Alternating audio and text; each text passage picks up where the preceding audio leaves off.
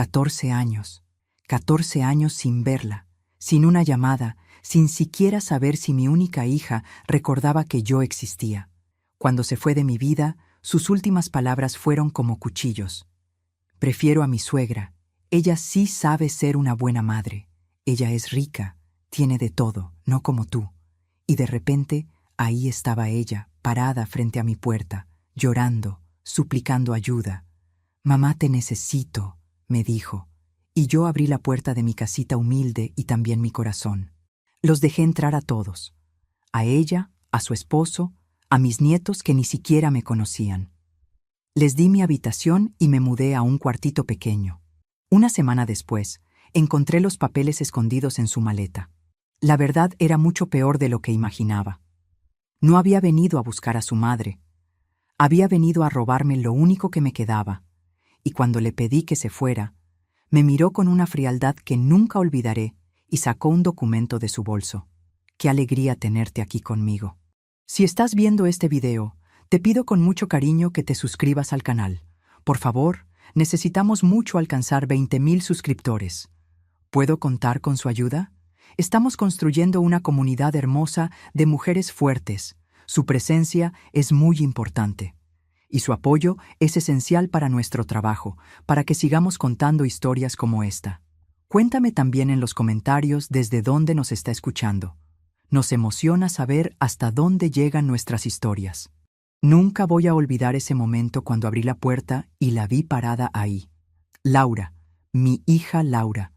Después de 14 años de silencio absoluto, ahí estaba ella con los ojos hinchados de tanto llorar, el rostro demacrado, temblando como si el mundo se le estuviera cayendo encima.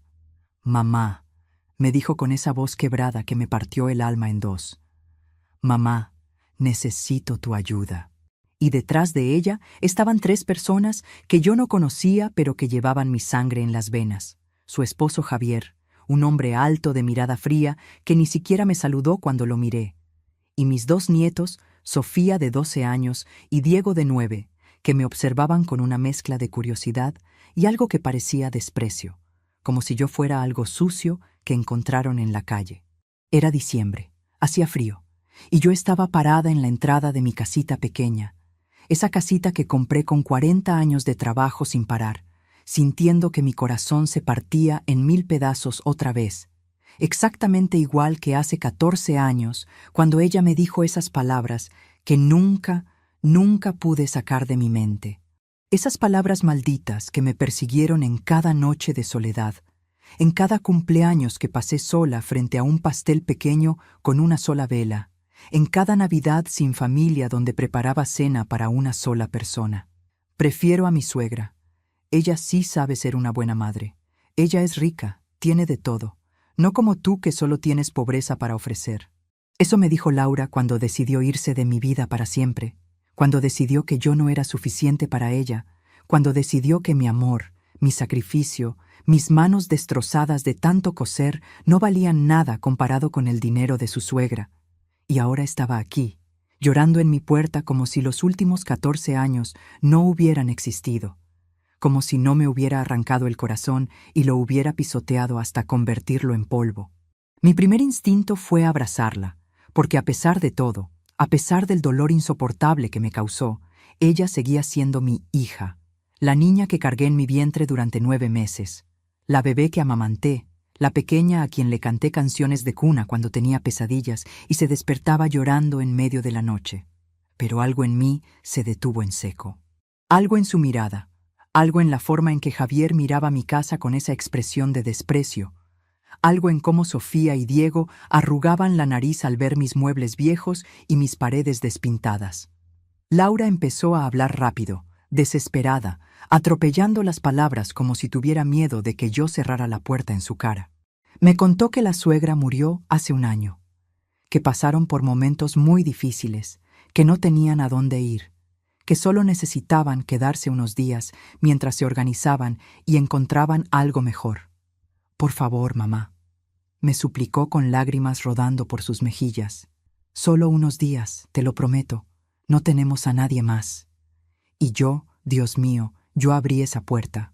Los dejé entrar a todos, a los 4. Mi casita es tan pequeña que apenas tiene espacio para mí. Son 2 habitaciones minúsculas, una sala diminuta donde apenas cabe mi sofá viejo que compré usado hace 20 años, y una cocina tan estrecha que tengo que caminar de lado cuando abro el refrigerador. No es mucho, lo sé. No es nada comparado con la mansión donde vivió Laura todos estos años, pero es mía. La compré peso a peso, cosiendo hasta que se me adormecían los dedos, trabajando cuando tenía fiebre y el cuerpo me dolía, sacrificando comidas para poder pagar cada mensualidad durante años y años. Y se la di a ellos. Les di mi habitación, la única que tiene una cama decente y un closet donde guardo mi ropa, y yo me mudé al cuartito de servicio. Ese espacio diminuto al fondo de la casa, donde apenas cabe un colchón viejo que olía a humedad y una cómoda pequeña donde tuve que meter toda mi vida en 3 cajones. Lo hice porque pensé, ilusa de mí, que tal vez esta era mi segunda oportunidad de recuperar a mi hija.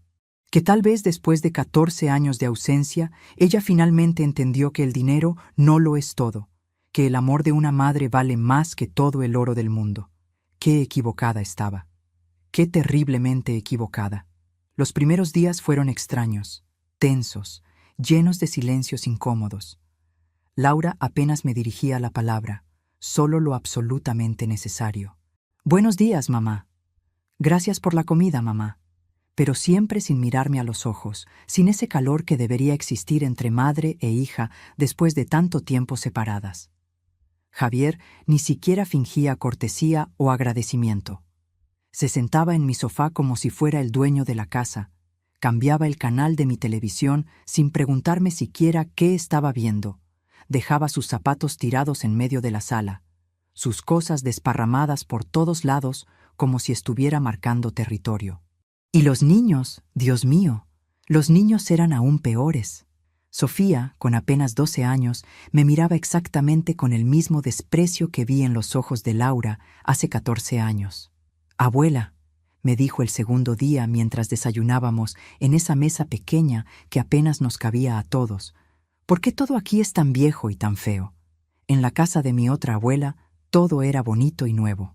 Diego se reía de todo lo que veía, de mis muebles desgastados, de mi ropa remendada, de las cortinas viejas que cosí yo misma hace años. «Huele raro aquí», decía tapándose la nariz con una mueca de asco. «Huele a viejo». Y Laura no los corregía. No les decía nada. Se reía bajito junto con ellos, como si yo fuera una broma privada que compartían los 4. Yo dormía en ese cuartito diminuto, acostada en un colchón que se hundía en el medio, mirando el techo lleno de manchas de humedad, escuchando las risas y las conversaciones que venían de mi habitación, de mi casa. Escuchaba cómo Javier le decía a Laura en voz baja, pensando que yo no podía oírlos: «No sé cómo aguantaste tener una madre así. Mira cómo vive, como una pobre». Y escuchaba cómo ella respondía, con esa voz llena de vergüenza que me destrozaba: «Por eso me fui, por eso preferí a mi suegra. Ella sí sabía vivir bien». Cada palabra era como un cuchillo que se me clavaba en el pecho una y otra vez. Pero yo me tragaba las lágrimas, apretaba los dientes, me decía a mí misma que solo serían unos días como Laura prometió, que pronto se irían y yo volvería a mi rutina, a mi soledad, pero al menos a mi paz. Nunca imaginé lo que estaba por descubrir. Nunca imaginé que el verdadero infierno apenas estaba comenzando. ¿Alguna vez has abierto tu corazón a alguien que solo quería destruirte? ¿Qué harías tú si tu propia hija te traicionara de esta manera? Sigue escuchando, porque lo que viene es aún más terrible de lo que puedes imaginar. Necesito que entiendas quién soy yo antes de continuar con esta historia. Necesito que sepas cómo llegué hasta ese momento, parada en ese cuartito miserable, escuchando cómo mi propia familia se burlaba de mí. Mi nombre es Elena Mendoza, tengo 62 años, y toda mi vida ha sido una historia de sacrificios que nunca fueron valorados ni agradecidos. Me quedé viuda hace 18 años, cuando Laura tenía apenas 10 años y todavía creía que su mamá era la mujer más maravillosa del mundo. Mi esposo Ricardo murió en un accidente repentino y me dejó completamente sola con una niña pequeña, sin ahorros, sin nada más que esta casita que todavía estábamos pagando y mis 2 manos que sabían coser. Así que eso hice durante 18 años sin parar. Cosí. Cosí vestidos de novia elaborados que me tomaban semanas terminar, trajes elegantes de fiesta, uniformes escolares por docenas, ropa de bebé delicada, manteles bordados, todo lo que alguien necesitara. Cosí de día y de noche sin descanso. Cosí cuando estaba tan cansada que se me cerraban los ojos sobre la máquina. Cosí cuando me enfermaba y tenía fiebre, pero no podía darme el lujo de perder un día de trabajo. Cosí cuando mis dedos sangraban de tanto empujar la aguja y el dolor era insoportable. Lo hice todo por Laura. Todo. Le pagué la mejor escuela que pude, aunque eso significara que yo comiera solo tortillas con sal durante días. Le compré libros nuevos mientras yo usaba ropa remendada. Le di todo lo que tenía y todo lo que no tenía. Pagué su universidad completa cosiendo de madrugada, trabajando turnos dobles, triplicando mi esfuerzo para que ella pudiera tener lo que yo nunca tuve. Y en esa universidad conoció a Javier, un muchacho de familia con dinero que la deslumbró con su vida de lujos. Cuando Laura se casó con él, su suegra, una mujer rica y manipuladora, la acogió en su mansión enorme y comenzó a alejarla de mí sistemáticamente. Le llenaba la cabeza con veneno. ¿Para qué visitas a tu madre? Mira cómo vive, en esa casita tan fea y pequeña. Aquí tienes todo lo que necesitas y más. Y Laura comenzó a avergonzarse de mí, de mi pobreza, de mi casa humilde, de mis muebles viejos que compraba en ventas de garage. Dejó de visitarme, dejó de llamarme, y cuando yo la buscaba, me trataba con frialdad, como si fuera una molestia. Hasta que llegó ese día terrible, en que me dijo esas palabras crueles sobre preferir a su suegra rica, y yo quedé destrozada, pero seguí adelante, cosiendo para sobrevivir, para pagar esta casita que ahora es lo único que tengo en el mundo. 2 habitaciones pequeñas, una sala diminuta, una cocina estrecha, pero comprada con décadas de sacrificio y lágrimas. No tengo ahorros en ningún banco. No tengo joyas escondidas. No tengo lujos de ningún tipo.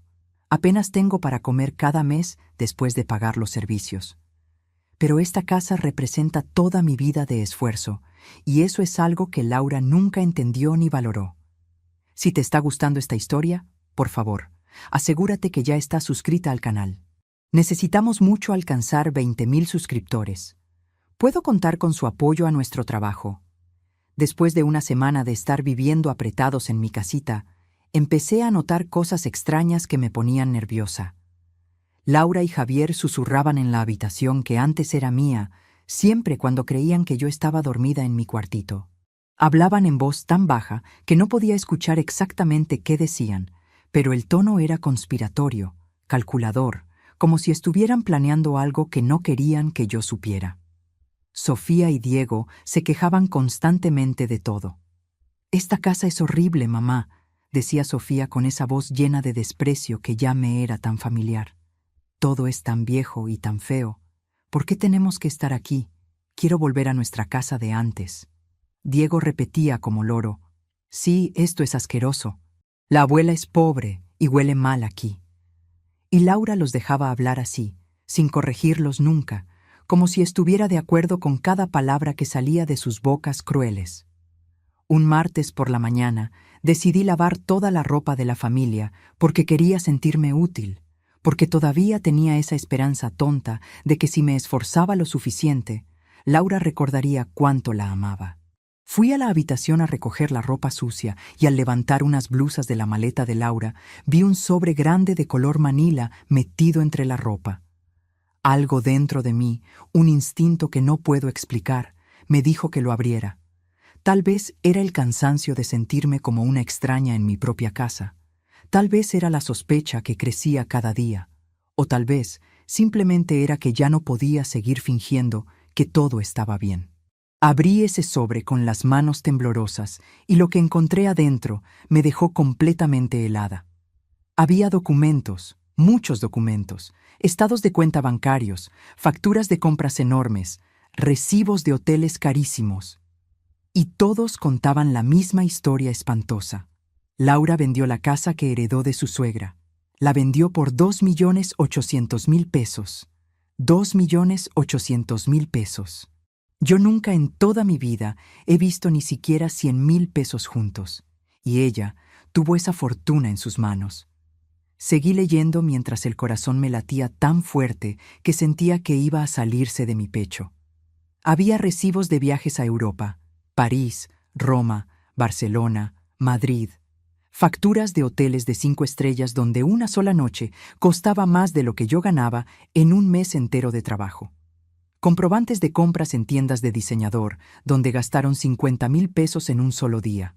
Documentos que mostraban que compraron 2 autos de lujo y que tuvieron que venderlos meses después por deudas acumuladas. Todo estaba ahí, la evidencia completa de cómo gastaron esa fortuna enorme en apenas 8 meses de vida desenfrenada. 8 meses de lujos y excesos, mientras yo seguía cosiendo en mi máquina vieja para poder comprar el pan de cada día. Y había más, mucho más. Avisos de bancos en letras rojas exigiendo el pago inmediato de tarjetas de crédito. Tenían deudas por más de 500.000 pesos. Cartas de abogados amenazando con demandas si no pagaban préstamos personales. Un documento oficial que mostraba que Javier fue despedido de su trabajo hace 6 meses por incompetencia grave y múltiples faltas. Otro papel que confirmaba que Laura nunca trabajó un solo día en toda su vida, siempre dependió primero de su suegra y después del dinero de la herencia que quemó como si fuera basura. No tenían absolutamente nada. Ni trabajo, ni casa, ni ahorros, ni futuro. Nada. Y entonces la verdad me golpeó como un martillo en la cabeza y me dejó sin aire en los pulmones. No vinieron a buscarme porque me extrañaran. No vinieron porque Laura finalmente entendiera el valor del amor de una madre. Vinieron porque quemaron todo su dinero en lujos estúpidos, y yo era su último recurso. La vieja pobre que vivía en una casita humilde era ahora la única opción que les quedaba. Querían quedarse con mi casa. Querían robarme lo único que tengo. La rabia me invadió como fuego líquido en las venas, pero también sentí un dolor tan profundo que pensé que me iba a morir ahí mismo. ¿Cómo pudo Laura caer tan bajo? ¿Cómo pudo venir a mi puerta con lágrimas falsas, sabiendo que solo quería aprovecharse de mí otra vez? Me quedé parada en esa habitación que antes era mía, con esos documentos temblando en mis manos, tratando de procesar la magnitud de la traición. Respiré profundo varias veces, intentando calmarme, pero la furia seguía creciendo dentro de mí como una tormenta. Guardé todos los documentos de vuelta en el sobre exactamente como estaban, para que no supieran que yo los había encontrado. Salí de la habitación con las piernas temblorosas y el corazón hecho pedazos. El resto del día actué normal, serví la comida, lavé los platos, me encerré en mi cuartito temprano fingiendo estar cansada. Pero esa noche no pude dormir ni un minuto. Me quedé acostada en ese colchón hundido, mirando el techo, escuchando sus risas que venían de mi habitación, procesando la horrible verdad. Al día siguiente, esperé a que Javier saliera con los niños y entonces confronté a Laura en la pequeña sala. Puse los documentos sobre la mesa de centro con un golpe seco. ¿Qué es todo esto?, le pregunté con voz temblorosa de rabia contenida. ¿Viniste a robarme mi casa? ¿Ese era tu plan desde el principio? Laura se quedó paralizada mirando los papeles y por un segundo vi miedo en sus ojos. Pero ese miedo se transformó rápidamente en algo mucho peor. Frialdad calculadora. «Mamá», me dijo con voz tranquila que me dio escalofríos, «necesitamos un lugar donde vivir. Tú tienes esta casa. Es lo mínimo que puedes hacer por tu hija y tus nietos después de ser una madre ausente toda mi vida». No podía creer lo que estaba escuchando. «¿Ausente?», le grité con lágrimas de rabia rodando por mis mejillas. «¿Ausente? Trabajé día y noche para criarte sola. Te pagué todo. Te di todo lo que tenía y más. Y tú me abandonaste porque tu suegra tenía más dinero». Ella me miró con desprecio. «Sí, y ahora necesito que me ayudes. Quiero que salgan de mi casa inmediatamente», le dije con toda la firmeza que pude reunir. «Tienen que irse. No pueden quedarse aquí. Lo que pasó después fue algo que nunca voy a olvidar mientras viva. Laura, en lugar de mostrar vergüenza o arrepentimiento por todo lo que acababa de descubrir, cambió completamente de actitud en un segundo. Se levantó del sofá con movimientos lentos y calculados, caminó hasta su bolso que estaba en la esquina de la sala y sacó un documento doblado que puso sobre la mesa con una sonrisa fría que nunca le conocí. Una sonrisa que me hizo sentir que no conocía en absoluto a la persona que tenía enfrente. «Antes de que sigas gritando, mamá», me dijo con una voz tranquila pero amenazante, «deberías leer esto». Tomé el documento con manos temblorosas y empecé a leer. Era un supuesto acuerdo de derechos de ocupación lleno de términos legales complicados que apenas podía entender. Pero entendí lo suficiente para saber que ese papel decía que yo tenía la obligación legal de darles vivienda a ellos. «¿Qué es esta basura?», le pregunté sintiendo que el mundo se me venía encima. Laura se cruzó de brazos y me miró con esos ojos fríos que parecían de una desconocida. «Es un documento legal, mamá. Tú me abandonaste emocionalmente toda mi vida. Fuiste una mala madre que solo pensaba en trabajar y nunca estuvo presente para mí. Ahora, según la ley, tienes la obligación de darnos vivienda a mí y a mi familia». Sentí como si me hubieran dado un golpe en el estómago que me dejó sin aire. «¿Abandonarte? ¿Mala madre?», repetí casi sin poder creer lo que estaba escuchando. «Trabajé hasta destruirme las manos para que tú tuvieras todo». Pero ella siguió hablando como si yo no hubiera dicho nada. «Además, mamá, mira este lugar. Es tan pequeño, tan miserable, tan pobre. Lo mínimo que puedes hacer después de fallarme como madre es compartir esta casita con tu hija y tus nietos que no tienen a dónde ir». En ese momento llegó Javier con Sofía y Diego.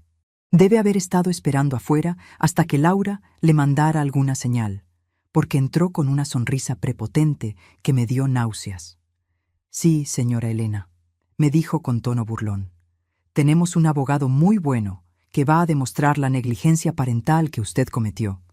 Esta casita también nos pertenece por derecho, así que le sugiero que se acostumbre a la idea de que nos vamos a quedar aquí». Me quedé parada en medio de mi propia sala, sosteniendo ese documento falso, viendo cómo los cuatro me miraban con una mezcla de triunfo y desprecio. No podía moverme, no podía hablar, no podía ni siquiera llorar. Solo sentía un vacío enorme en el pecho, como si me hubieran arrancado el alma. Los días siguientes fueron un infierno viviente en esa casa pequeña. Sofía y Diego ya no se molestaban en ocultar su crueldad. «Vieja inútil», me decía Sofía cada vez que me veía. «Estorbo», agregaba Diego riéndose. «Ojalá te mueras pronto para que podamos quedarnos con esta casa». Y Laura no solo no los corregía, sino que se reía con ellos, como si yo fuera el chiste más gracioso del mundo. Javier y Laura actuaban como si fueran los dueños de la casa. Trajeron más cosas, reorganizaron mis muebles sin preguntarme. Hablaban abiertamente de hacer mejoras y cambios. «Cuando tengamos dinero, vamos a tirar estas paredes y hacer todo más moderno», decía Javier señalando mi sala. «Sí», agregaba Laura, «este lugar necesita una renovación completa. Está horrible». Yo seguía durmiendo en mi cuartito estrecho, acostada en ese colchón hundido, escuchando cómo planeaban mi vida, cómo disponían de mi casa, cómo me trataban como si fuera basura. Pasaba noches enteras llorando en silencio, con la cara hundida en la almohada para que no me escucharan, sintiéndome completamente atrapada, destrozada, invisible en mi propia casa. Me preguntaba una y otra vez si realmente fui tan mala madre como Laura decía. Me torturaba pensando en todos los momentos de su infancia, buscando errores, buscando señales de dónde me equivoqué. ¿Trabajé demasiado? ¿Debía haber pasado más tiempo con ella, aunque eso significara que no comeríamos? ¿Fue mi pobreza lo que la alejó de mí para siempre? Pero entonces, en medio de esa oscuridad, empecé a recordar otras cosas.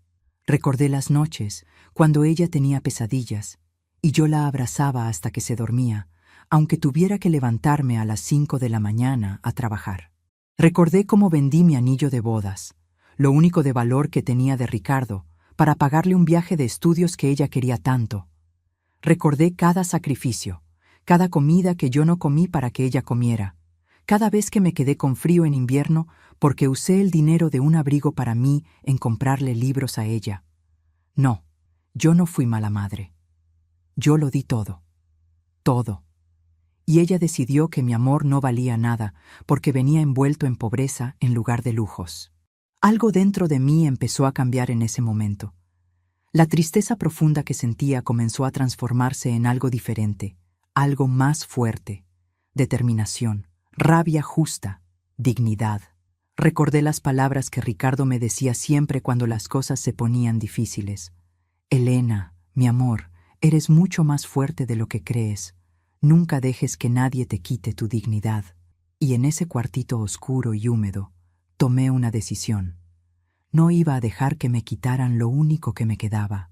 No iba a permitir que me robaran mi casa, mi dignidad, mi vida entera.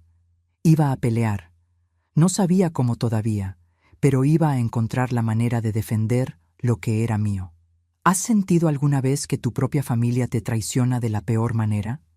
¿Qué harías tú en mi lugar? Porque lo que hice después cambió todo para siempre. A la mañana siguiente me levanté temprano, me vestí con mi ropa más decente y le dije a Laura que iba al mercado a comprar verduras. Ella apenas me miró, ocupada viendo su teléfono en el sofá de mi sala. Salí de la casa caminando rápido, pero no fui al mercado. Fui al centro, a buscar ayuda. Caminé por varias calles hasta que encontré lo que buscaba: una oficina de asistencia legal gratuita para adultos mayores. Entré con el corazón latiéndome fuerte, todavía sosteniendo ese documento falso que Laura me dio. Me atendió una abogada joven que se presentó como licenciada Martínez. Tenía unos 30 años, con lentes y una sonrisa amable que me dio un poco de esperanza. Le conté toda mi historia sin parar, con lágrimas rodando por mis mejillas, mostrándole el documento que Laura me dio y los papeles que encontré sobre la venta de la casa y las deudas. La licenciada Martínez escuchó todo con atención, tomando notas, y cuando terminé de hablar, ella revisó cuidadosamente el documento de Laura. Después de unos minutos que se me hicieron eternos, levantó la vista y me miró con seriedad. «Señora Elena», me dijo con voz firme, «este documento es completamente falso. Es un fraude burdo. No tiene ningún valor legal. No existe tal cosa como derechos de ocupación obligatorios, por supuesto abandono emocional. Esto que hicieron es un delito grave». Sentí que podía respirar por primera vez en semanas. «¿Está segura?», le pregunté con voz temblorosa. «Completamente segura», respondió la licenciada. «Lo que están haciendo se llama falsificación de documentos y tentativa de despojo. Son delitos que se castigan con cárcel. Señora Elena, usted tiene todos los derechos aquí. Esa casa es suya, la compró con su trabajo, está a su nombre. Nadie puede quitársela». Me puse a llorar de alivio y de rabia al mismo tiempo. La licenciada me explicó que podía denunciarlos inmediatamente y hacer que los sacaran de mi casa ese mismo día. Pero entonces me dijo algo más. «Sin embargo, señora Elena, si quiere asegurarse de que enfrenten las consecuencias completas de lo que hicieron, le recomiendo que documentemos todo primero: grabaciones de las amenazas, testimonios de vecinos, evidencia del maltrato. Así, no solo recupera su casa, sino que ellos no podrán volver a intentar algo así nunca más». Y ahí fue cuando se me ocurrió el plan. «¿Cuánto tiempo necesitaría para reunir esas pruebas?», le pregunté. «2 semanas serían suficientes», respondió ella. «¿Puede aguantar 2 semanas más fingiendo que no sabe nada?». Pensé en mi cuartito diminuto, en los insultos, en la crueldad, pero también pensé en la posibilidad de hacer justicia de verdad. «Sí», le dije con determinación, «puedo hacerlo». La licenciada Martínez me explicó exactamente qué hacer. Me dijo que grabara cada conversación donde me amenazaran o me insultaran, que anotara cada incidente, que pidiera a los vecinos que escribieran lo que habían visto. Me dio su número de teléfono y me dijo que la llamara si algo se ponía peligroso. Regresé a casa con una bolsa de verduras que compré rápido en el mercado para que mi historia fuera creíble. Pero por dentro ya era otra persona. Ya no era la mujer derrotada y triste de hace unas horas. Ahora tenía un plan y tenía esperanza. Esa misma tarde, cuando Laura y Javier no me veían, Saqué mi celular viejo y aprendí a usar la función de grabación de voz. No era muy buena con la tecnología, pero la necesidad me hizo aprender rápido. Empecé a documentar todo. Cada insulto de los niños lo grababa en secreto. Cada conversación donde Laura y Javier hablaban de quedarse con mi casa para siempre, ahí estaba yo con mi celular escondido grabando cada palabra. Una tarde fui a hablar con mi vecina, la señora Guadalupe, una mujer mayor que vive en la casa de al lado y con quien siempre me he llevado bien. Le conté toda la situación y le pedí que escribiera un testimonio de lo que había visto y escuchado. «Ay, Elena», me dijo tomándome las manos con cariño. «Claro que sí te ayudo. He visto cómo te tratan esas personas y es una vergüenza. He escuchado los gritos, los insultos. Esa familia llegó hace poco y ya te tienen como sirvienta en tu propia casa. Voy a escribir todo lo que he visto». Don Roberto, el vecino de enfrente, también aceptó ayudarme cuando le expliqué la situación. «Esa gente no tiene vergüenza», me dijo indignado. «Te voy a ayudar, Elena. Nadie merece que lo traten así en su propia casa». Durante 2 semanas completas, actué como si hubiera aceptado completamente la derrota. Me movía por mi casa como un fantasma. Hacía todo lo que me pedían sin quejarme. Dormía en mi cuartito sin protestar. Pero todo el tiempo estaba documentando, grabando, reuniendo pruebas. Y Laura y Javier, confiados de que ya me tenían derrotada, se volvieron aún más descuidados con lo que decían. Una noche los escuché hablar en la sala pensando que yo ya estaba dormida. «Cuando la vieja finalmente se muera», decía Javier con voz tranquila, como si estuviera hablando del clima, «esta casita será completamente nuestra. Es pequeña, pero la podemos vender y sacar algo de dinero». Laura se reía. «Sí, aunque sea nos va a servir para algo. Pobrecita mi mamá, tan miserable siempre». Yo estaba parada en el pasillo oscuro con mi celular grabando cada palabra maldita que salían de sus bocas. Grabé todo, cada plan, cada burla, cada conspiración. Al final de las 2 semanas, tenía más de 20 grabaciones, 2 testimonios escritos de vecinos, fotos del documento falso y copias de todos los papeles que encontré sobre su situación financiera. La licenciada Martínez revisó todo el material y me dijo que era perfecto, que teníamos un caso sólido. «Ahora viene la parte final», me dijo. «Vamos a organizar una reunión en su casa. Dígales que tiene algo importante que anunciarles sobre el futuro de la casa. Yo voy a ir con 2 oficiales de policía y una trabajadora social, y ahí vamos a presentar todas las pruebas». Le pregunté cuándo podíamos hacerlo, y ella me dijo, «¿Qué le parece este sábado por la mañana?» Sentí una mezcla de miedo y emoción. «Perfecto», le respondí. Esa noche, en la cena, les dije a Laura y Javier con voz tranquila, «Necesito hablar con ustedes sobre algo importante. El sábado en la mañana vamos a tener una reunión familiar. Tengo que anunciarles algo sobre la casa». Laura me miró con interés y una sonrisa que me dio náuseas. Probablemente pensó que finalmente iba a firmar algún papel poniendo la casa a su nombre. «Claro, mamá», me dijo con falsa dulzura. «Nos parece perfecto». Los siguientes días fueron los más largos de mi vida. Cada hora se sentía como una eternidad, pero finalmente llegó el sábado por la mañana. El sábado amaneció con un cielo gris que parecía reflejar la tensión que yo sentía en todo el cuerpo. Me levanté temprano de mi cuartito, me puse mi mejor vestido, el que reservaba para ocasiones especiales, y me peiné con cuidado. Quería verme digna para lo que venía. A las 10 de la mañana escuché que tocaban la puerta. Laura y Javier estaban todavía en la habitación vistiéndose, así que fui yo quien abrió. Ahí estaban la licenciada Martínez, con su portafolio profesional, 2 oficiales de policía uniformados que se veían serios y una trabajadora social con una carpeta llena de documentos. «Buenos días, señora Elena», me saludó la licenciada con una sonrisa de apoyo que me dio fuerzas. Si te gustó esta historia, haz clic en este próximo video que está apareciendo en la pantalla. Laura y Javier bajaron con Sofía y Diego justo todo lo que has visto hasta ahora. Y no te olvides suscribirte en el canal para que no te pierdas ni una sola historia. La expresión en sus caras cuando vieron a todas esas personas en nuestra pequeña sala fue algo que nunca voy a olvidar.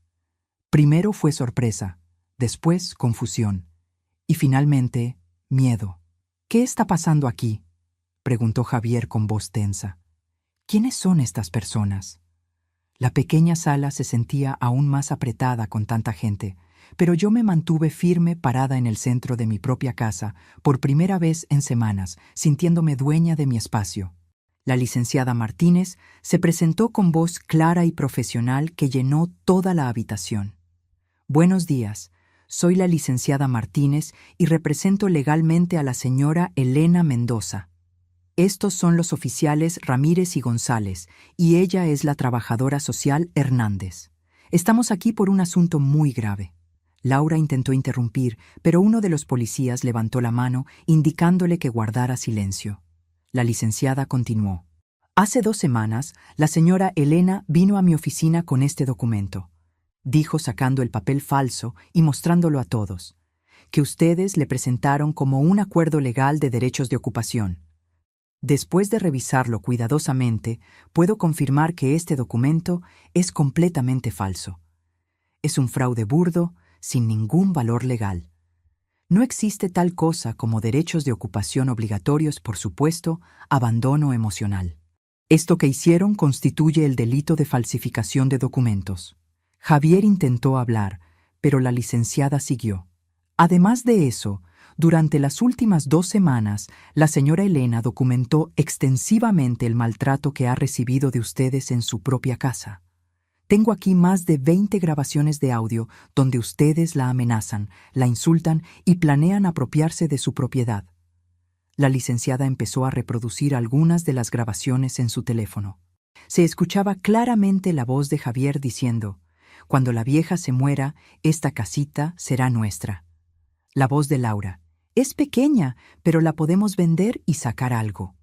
Las voces de Sofía y Diego insultándome una y otra vez. Con cada grabación que sonaba, Laura se ponía más pálida y Javier apretaba los puños. Los niños empezaron a llorar al escuchar sus propias voces diciendo cosas tan horribles. Además, continuó la licenciada, tenemos testimonios escritos y firmados de 2 vecinos que han presenciado el maltrato constante hacia la señora Elena. La trabajadora social tomó la palabra. Lo que ustedes han hecho se considera abuso de adulto mayor vulnerable. Esto incluye abuso emocional, psicológico y tentativa de despojo patrimonial.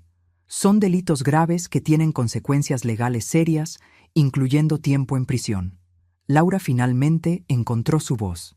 «Esto es un malentendido», dijo con voz desesperada. «Mamá, por favor, podemos hablar de esto en familia».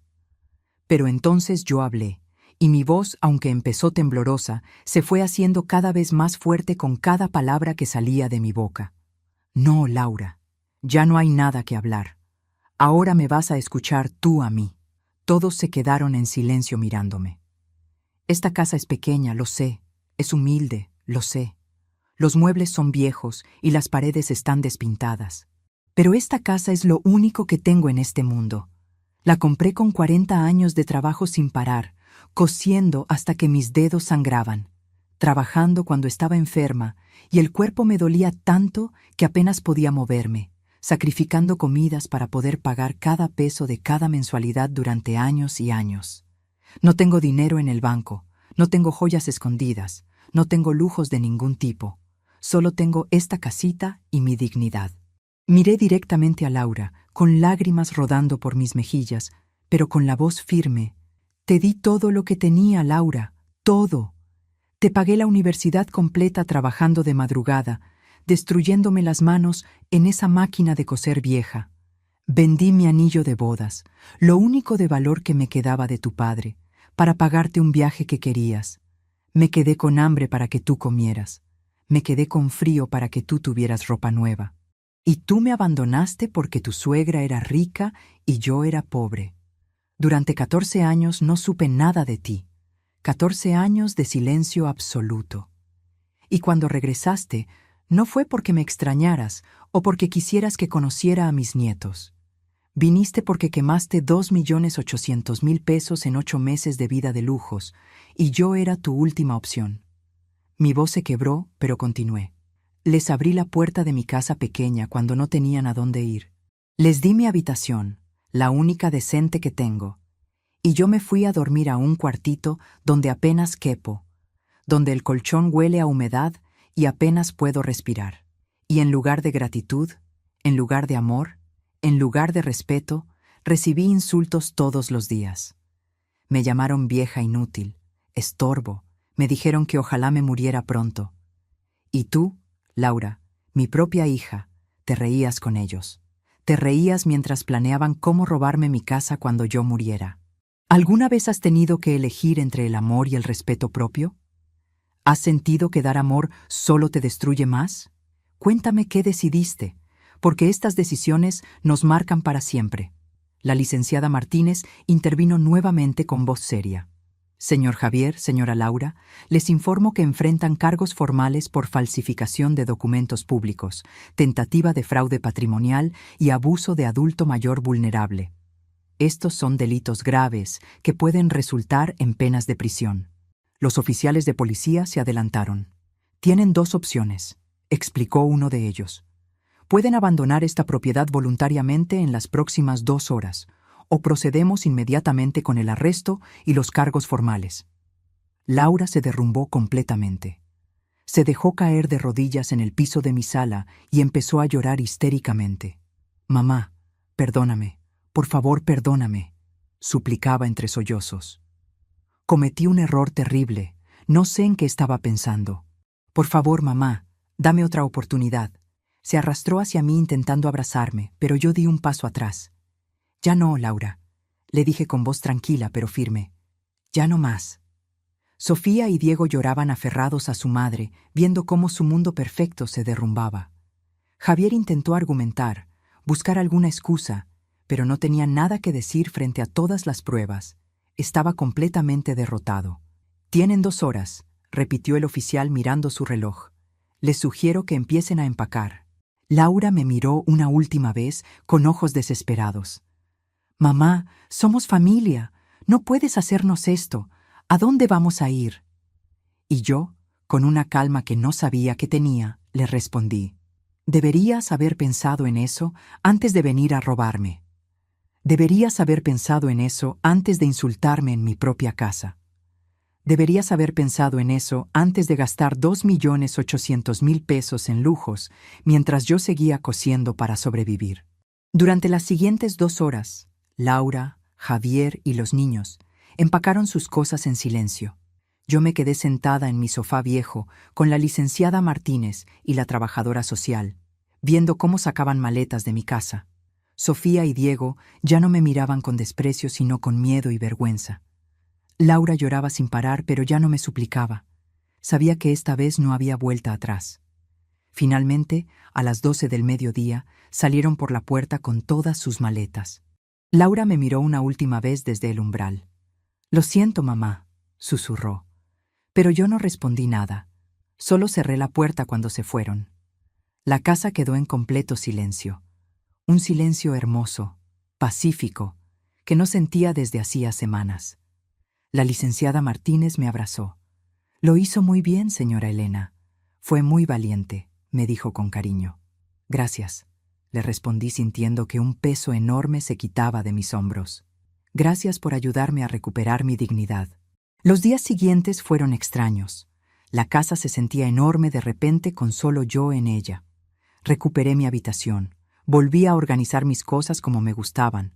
Volví a respirar tranquila en mi propia casa. Una semana después, la señora Guadalupe vino a visitarme con café y pan dulce. Mientras tomábamos café en mi sala pequeña, me contó lo que había escuchado. «Elena», me dijo bajando la voz como si fuera un secreto. «Me encontré a una prima que vive cerca de la terminal de autobuses.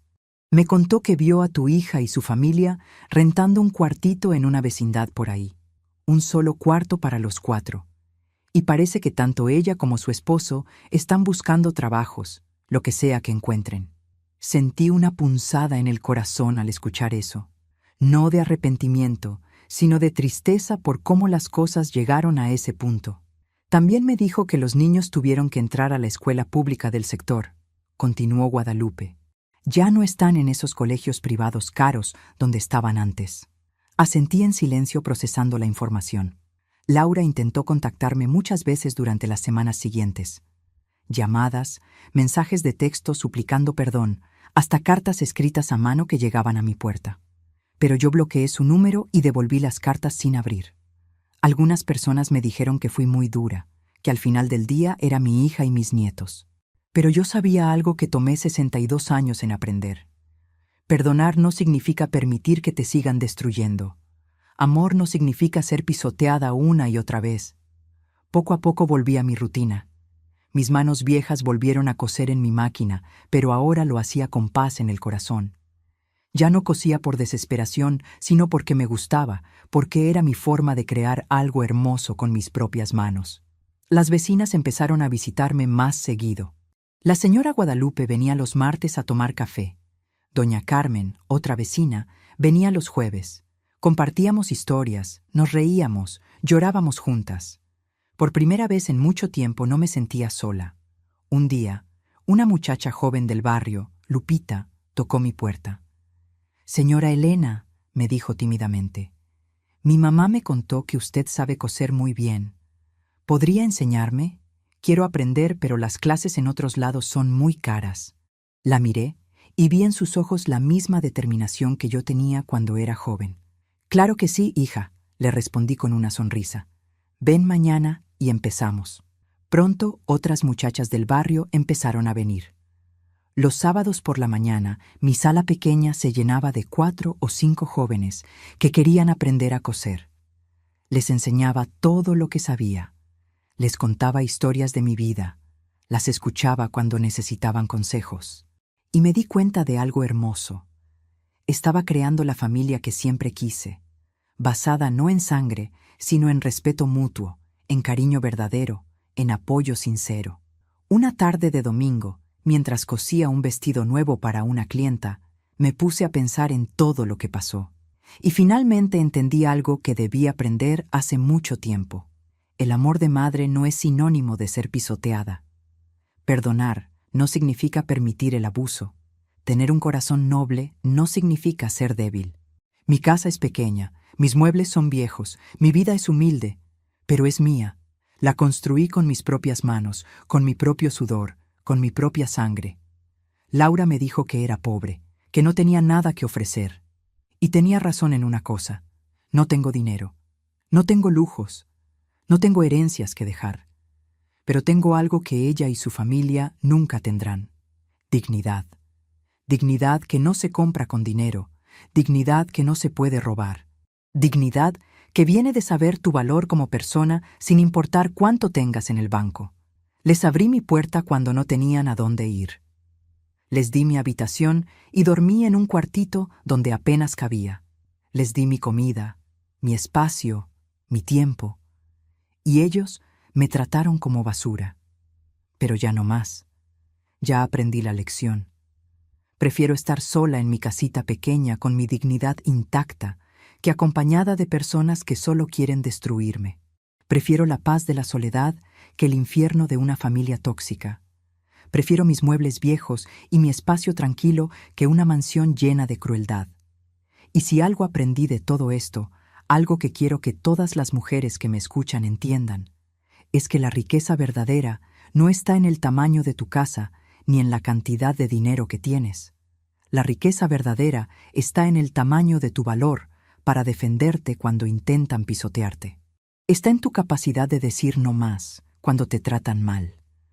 Está en tu dignidad que nadie puede quitarte a menos que tú se lo permitas. Hoy tengo 62 años.